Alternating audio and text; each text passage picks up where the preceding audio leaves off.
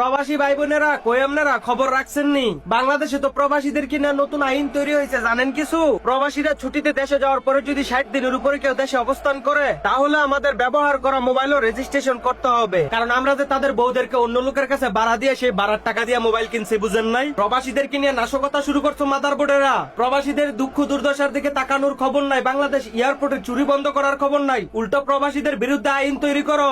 Remittance তোমাদের পিছন দিয়ে ঢুকাই দিব মাদারবোর্ডেরা। প্রবাসীদের টাকা খাইতে তোমাদের এত মজা লাগে, প্রবাসীদের টাকা খাওয়ার এত স্বাদ কেড়ে। আমার সকল প্রবাসী ভাই বোনদের উদ্দেশ্যে বলতে চাই, যদি বাংলাদেশে এইসব আইন বাতিল করা না হয়, তাহলে কোন প্রবাসী ভাই রেমিটেন্স পাঠাবেন না। আমরাও দেখবো এইসব মাদারবোর্ডেরা কি নিয়ে রাজনীতি করতে চায়, কি নিয়ে নাশকতা করে, কিভাবে তাদের ঘর চলে। কারণ আমাদের ইনকাম করা টাকা দিয়ে এইসব মাদারবোর্ডেরা সংসার চালায়, আবার আমাদের বিরুদ্ধে আইন প্রয়োগ করে।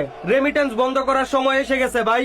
সবাই একত্রিত হন, সবাই ঐক্যবদ্ধ হন, রেমিটেন্স শাটডাউন করেন। বাস, আর কোনো কথা নাই। আইন মন্ত্রণালয়ের যে সকল মাদারবোর্ডার আছে প্রত্যেকটারে চেঞ্জ করতে হবে। প্রত্যেকটাই চোরের থেকেও চোর। শুধুমাত্র প্রবাসীদের থেকে কেমনে টাকা খাইবো সেই চিন্তায় ঘুরে মাদারবোর্ডাররা সারাক্ষণ। তাই এখন স্পষ্ট বার্তা, রেমিটেন্স আর কেউ পাঠাবো না। সবাই হুন্ডিতে লাগান, সবাই হুন্ডি লাগান, সবাই বিকাশ করেন। দেখি মাদারবোর্ডাররা কি করে আমাদের থেকে টাকা নেয়। প্রবাসীদেরকে নিয়ে নাশকতা বইরা দিমু একদম পিছন দিয়া। প্রত্যেকটা প্রবাসী ভাই বোনদেরকে বলবো ভিডিওটা শেয়ার করেন এবং সবাই সবার জায়গা থেকে রেমিটেন্স পাঠানো বন্ধ করেন। কারণ আমরা তো মায়া করে টাকা পাঠাই, তাই মাদারবোর্ডেরা দিশা পায় না, বুঝেন নাই? রেমিটেন্স পাঠানো বন্ধ করলে তারপরে ঠিক হবে, এর আগে না।